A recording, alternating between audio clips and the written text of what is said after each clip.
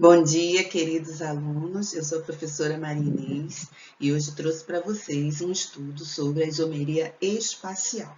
Eu sei que vocês já estudaram isomeria plana, aquela em que o arranjo dos átomos, apesar de serem os mesmos átomos, no mesmo número, o arranjo dos átomos dá origem a substâncias diferentes, às vezes uma função química diferente, às vezes apenas a posição de uma dupla ou de um radical, porém substâncias diferentes. A isomeria espacial também tem o mesmo princípio, o mesmo número de átomos, porém a conformação dá origem a substâncias diferentes. A diferença básica é que na isomeria espacial é justamente o arranjo espacial desses átomos que causa a diferença, tá? A isomeria espacial se divide em dois tipos básicos, a isomeria geométrica e a isomeria óptica. A primeira se chama isomeria geométrica, porque a mudança mais significativa é no ângulo entre as ligações, e a isomeria óptica se caracteriza por uma atividade na frente de uma luz polarizada. Então, por isso esses nomes. Então, vejamos cada tipo em separado. A isomeria geométrica, ela surge em substâncias que apresentam algum tipo de ligação rígida. Veja, essas duas substâncias aqui, aparentemente elas são diferentes, na verdade é a mesma substância. Por quê? Porque esta ligação aqui é uma ligação simples, e isso permite que haja o giro daquela ligação e os átomos então podem apresentar conformação espacial diferente, porém é a mesma substância. Já aqui eu tenho substâncias diferentes. A ligação dupla, ela não permite giro, é rígida. Então, a posição dos átomos fica definida e não há uma interconversão. Então, a primeira condição para existir a isomeria geométrica é essa rigidez na ligação. A segunda condição é que, veja, o primeiro carbono apresenta dois ligantes e eles têm que ser diferentes, R1 diferente de R2. E o segundo carbono também, dois ligantes com grupos diferentes, R3 diferente de R4. Então, veja aqui no exemplo. Quando os dois grupos grandes aqui iguais estão do mesmo lado, chamamos de conformação cis. E quando os grupos estão em lados opostos, chamamos de conformação trans. Veja o exemplo do 1,2-dicloroeteno. Tem um plano imaginário ali que passa no meio da ligação dupla. Os dois cloros estão do mesmo lado, então é a conformação cis. E os dois cloros estão em lados opostos, é a conformação trans. Claro? Ficou tranquilo? Muito bem. A principal condição é que no primeiro carbono, R1 é diferente de R2. E no carbono 2, o R3 é diferente de R4. Então, condições para a isomeria geométrica, uma ligação rígida, tipo a ligação dupla, e grupos substituintes diferentes de cada lado. Olha esse exemplo, buteno, 2-buteno. A ligação dupla, rígida, e os grupos R1 diferente de R2 e R3 diferente de R4.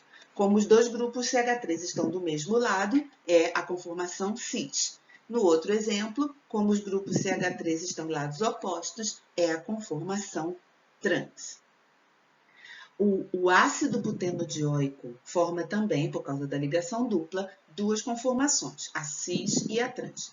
E essas substâncias são tão diferentes, ponto de fusão, ponto de ebulição, reatividade, que até ganharam nomes diferentes. Temos o ácido maleico, que é a conformação cis, e o ácido fumárico, que é a conformação trans.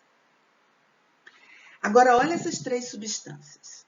Veja o composto 1. Eu tenho a ligação dupla, aqui eu tenho R1 diferente de R2 e aqui eu tenho R3 diferente de R4. Nesse caso, um isômero geométrico, porque obedece às duas condições, certo? Que tipo de isômero é esse? Esse é o isômero trans, porque os grupos estão em lados opostos.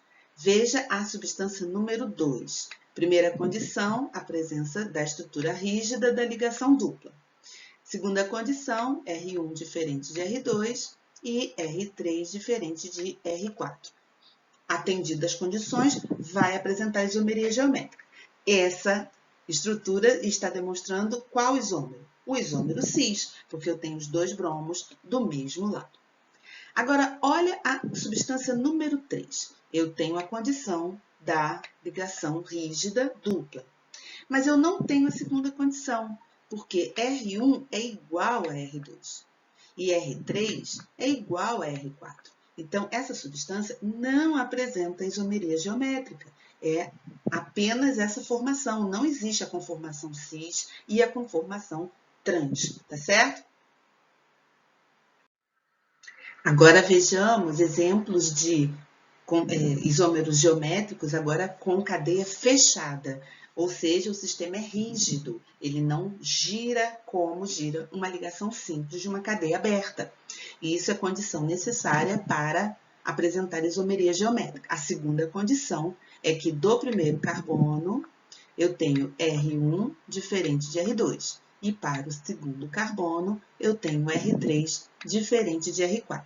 Então, como os dois grupos metil estão do mesmo lado, temos a conformação cis, e aqui do outro lado temos os grupos metil em lados opostos, logo será a isomeria trans. Observe os outros exemplos de isômeros geométricos. Eu tenho o cis 1,2 de cloropropano, ciclopropano, o trans 1,2 de clorociclopropano, e aqui embaixo o cis e o trans 1,2 de metil ciclopentano. Então, lembrando, usamos cis quando os ligantes iguais estão do mesmo lado daquele plano imaginário, só que agora não é dupla, é o próprio plano da cadeia fechada. E usamos trans quando os ligantes estão em lados opostos. Porém, quando os grupos não são iguais, por exemplo, eu tenho bromocloroetileno ou bromocloroeteno. Eu tenho grupos diferentes, mas que também cumprem as duas exigências. Eu tenho a ligação dupla, eu tenho R1 diferente de R2 e tenho R3 diferente de R4. Então, nós vamos usar a mesma nomenclatura cis-trans adaptada a essa nova situação. Eu não tenho grupos iguais, eu tenho grupos diferentes, mas dá para usar. Para isso, nós vamos usar um conceito de tamanho do grupo. Veja, do primeiro lado, eu tenho cloro e hidrogênio. Eu vou buscar o maior grupo. Como assim maior grupo? Pelo número atômico. O hidrogênio tem número atômico 1 e o cloro tem número atômico 17. Então, o maior é o cloro. Do outro lado, nós temos bromo e hidrogênio. Então, o bromo é o maior porque tem maior número atômico. Quando os grupos maiores estão do mesmo lado, ó, maior, maior, aí usaremos a nomenclatura com prefixo cis. E quando os grupos maiores estiverem em lados opostos, usaremos a nomenclatura com prefixo trans. Ou seja, um raciocínio muito semelhante, mesmo não sendo grupos iguais. Acontece que essa nomenclatura foi atualizada, foi modernizada, e nós não usamos sempre o cis-trans, podemos usar o sistema EZ. E de entgegen, que significa oposto em alemão, e Z de zusammen, que significa junto em alemão. O conceito é o mesmo, não é? Quando os maiores grupos estão naquele plano que cruza a ligação dupla, aqui é uma ligação dupla, fazemos um plano imaginário. Se os maiores grupos estão do mesmo lado, vamos usar a letrinha Z, de junto. E quando os maiores grupos estiverem em lados opostos, usaremos a letra E, de oposto, entgegen, tá certo? Nesse exemplo aqui, ó, entre hidrogênio e cloro, o cloro é o de maior número atômico. Já desse lado de cá, entre carbono e bromo, bromo é o de maior número atômico. Então, vamos usar a letra Z. Já no seu isômero aqui, no isômero geométrico, de um lado eu tenho o cloro como maior ligante, o bromo como maior ligante, então estão em lados opostos, usamos a letra E. Ficou claro, gente? Eu posso usar a nomenclatura do sistema EZ, mesmo que os grupos sejam iguais. Ela se aplica a qualquer situação. Vejamos se você já sabe identificar isômeros geométricos. Observe abaixo as fórmulas estruturais espaciais dos principais compostos do óleo de citronela, produto empregado como repelente de mosquito. Considerando essas fórmulas estruturais, a quantidade de compostos que apresentam isômeros espaciais geométricos é igual a... Quais dessas substâncias apresentam isomeria geométrica? Aqui eu tenho a condição da ligação dupla, porém eu não tenho a condição primordial, porque aqui R1 é igual a R2.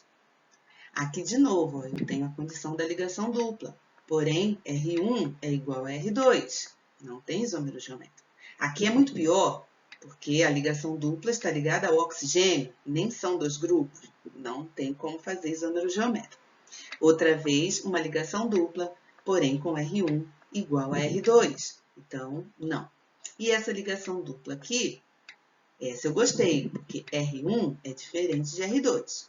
E R3 é diferente de R4. Então, sim, aqui há a formação de isômeros geométricos do tipo cis-trans ou EZ. Aqui eu tenho a ligação dupla, mas R1 é igual a R2. Por quê? Porque é um CH2, certo? Então, sem chance de fazer isômero geométrico. E essa ligação dupla aqui? Será possível? Bom, R1 é diferente de R2. R3 é diferente de R4. Tá? O sistema é rígido, não gira. E sim, é possível ter a formação de isômeros cis e trans. Então, eu tenho só essas duas substâncias com a capacidade de apresentar isômeros espaciais geométricos. Vejamos agora a isomeria óptica. A condição necessária, mínima, para que haja isomeria óptica é a presença de carbono quiral. O que é um carbono quiral? É um carbono sp3 tetraédrico, 4 ligações, e os 4 ligantes desse carbono são diferentes. São grupos diferentes, átomos diferentes. São chamados de carbonos quirais e nós vamos representá-lo com esse asterisco. Toda vez que virem um carbono marcado com asterisco, já sabe, é um carbono quiral. Um carbono sp3 tetraédrico. E o que tem de tão importante nesse carbono? Veja o desenho, a molécula 1 e a molécula 2.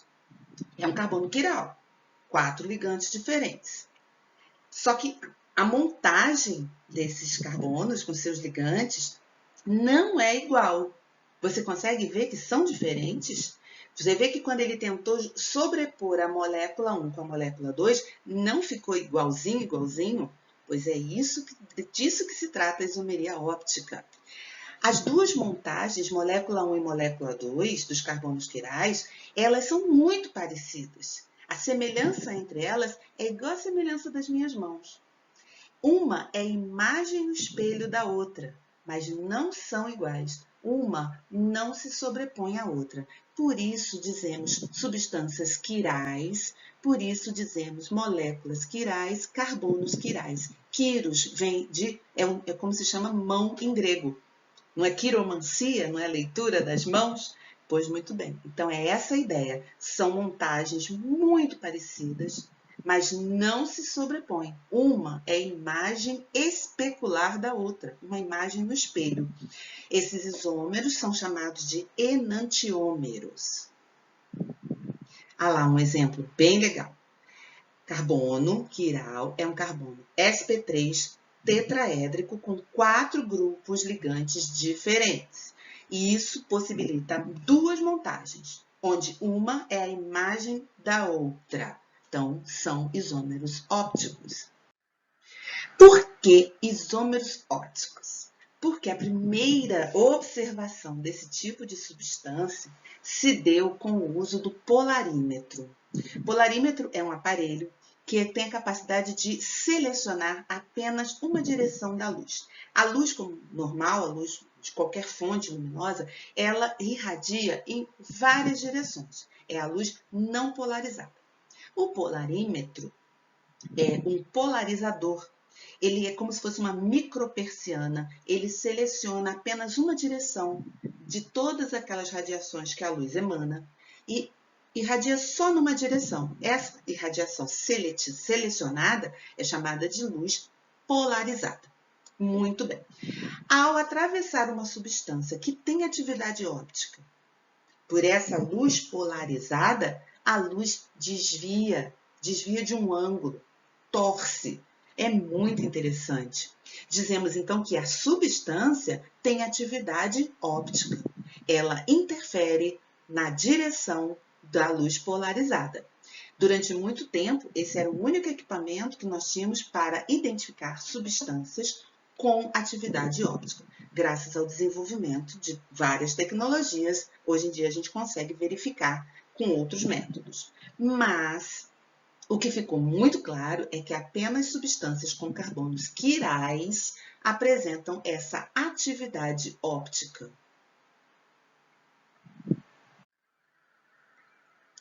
Outra coisa muito interessante é que naquelas duas montagens dos enantiômeros, as duas substâncias possuem atividade óptica. Porém, uma desvia o plano da luz para a direita, num determinado ângulo, e a outra desvia a luz para a esquerda, no mesmo ângulo. Não é interessante? Muito bem, o exemplo do ácido lático. Uma das montagens vai desviar a luz para a direita e a outra vai desviar a luz para a esquerda.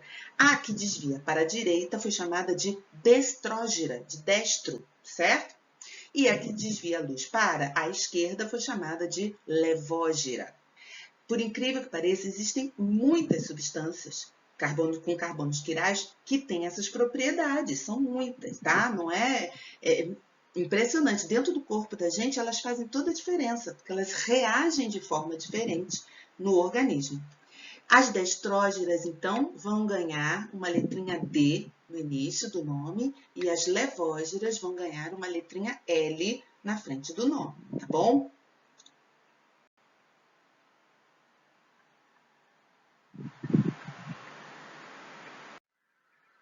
Vamos ver se você está fera em identificar substâncias com atividade óptica. Dessas três substâncias aí. Como saber se uma substância vai apresentar atividade óptica? Qual é a condição primeira? Apresentar carbono quiral. Um carbono sp3 tetraédrico que faz 4 ligações, porém, cada ligação com um grupo diferente. Não tem como fugir. Teremos que desenhar essas moléculas e verificar a presença de carbonos quirais, tá certo? Então, veja a substância da letra A. Ela tem carbono quiral? Tem. O carbono marcado aqui no centro está ligado a hidrogênio, metil, cloro e o grupo etil. 4 ligantes diferentes. Logo, essa montagem pode ter uma montagem semelhante, porém com a diferença que uma é imagem da outra no espelho. E essas duas substâncias não são iguais. Elas não são sobreponíveis, tá certo? E a substância da letra B? Apresenta carbono quiral? Aqui está o carbono central.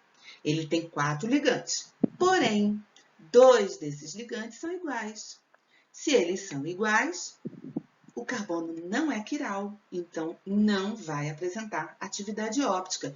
Veja que a imagem especular é sobreponível, porque vai ficar cloro sobre cloro, carbono sobre carbono, bromo sobre bromo, metil sobre metil e metil sobre metil.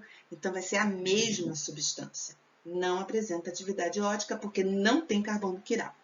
E a substância da letra C? Tem carbono quiral? Vai apresentar atividade óptica?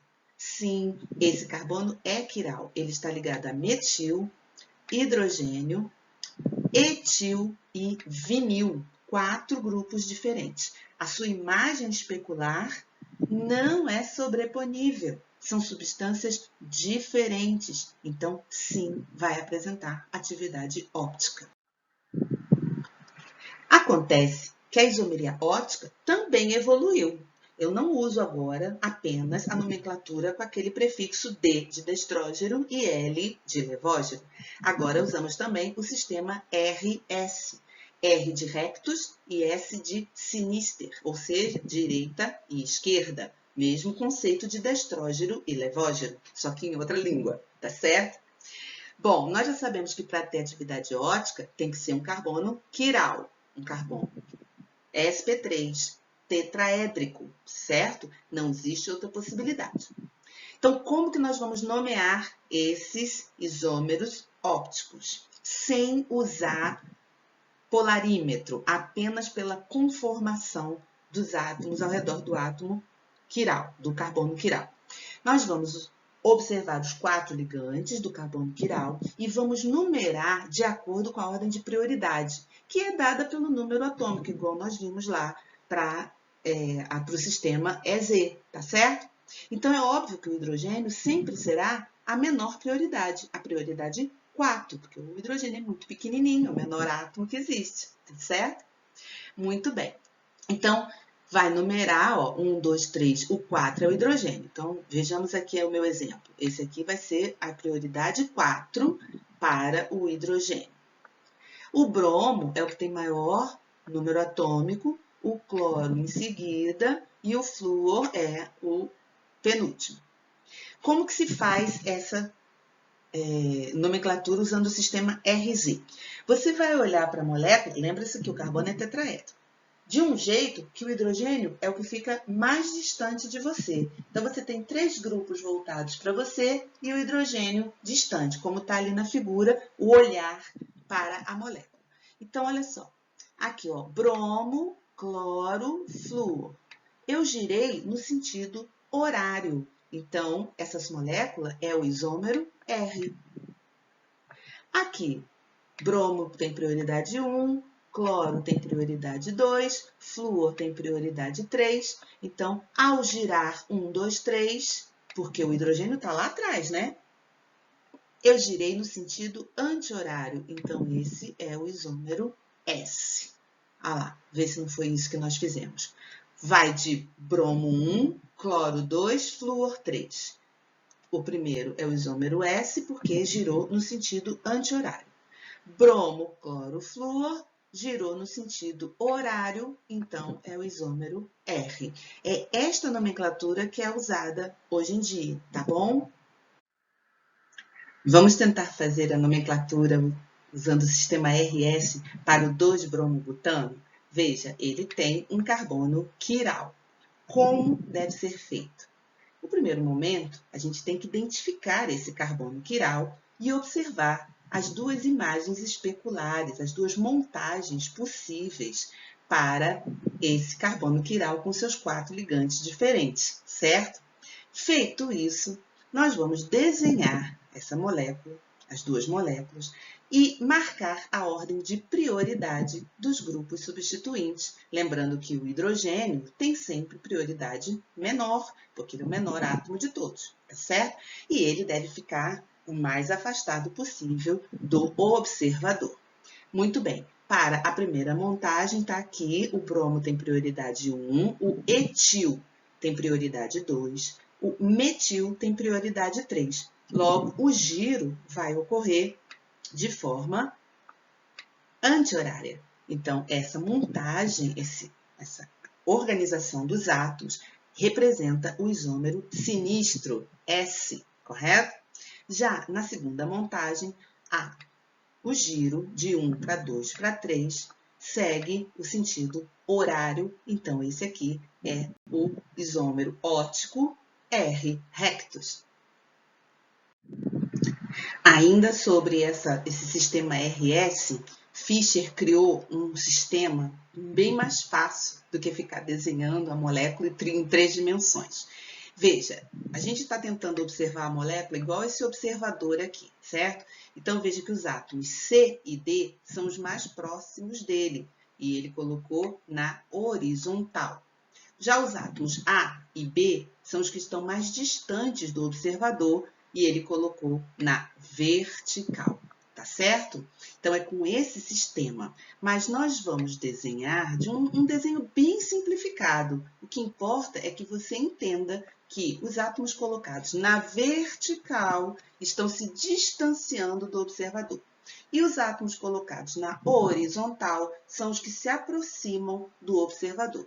E é lógico que o hidrogênio, que tem sempre a prioridade mais baixa, vai sempre estar no eixo vertical, se afastando do observador.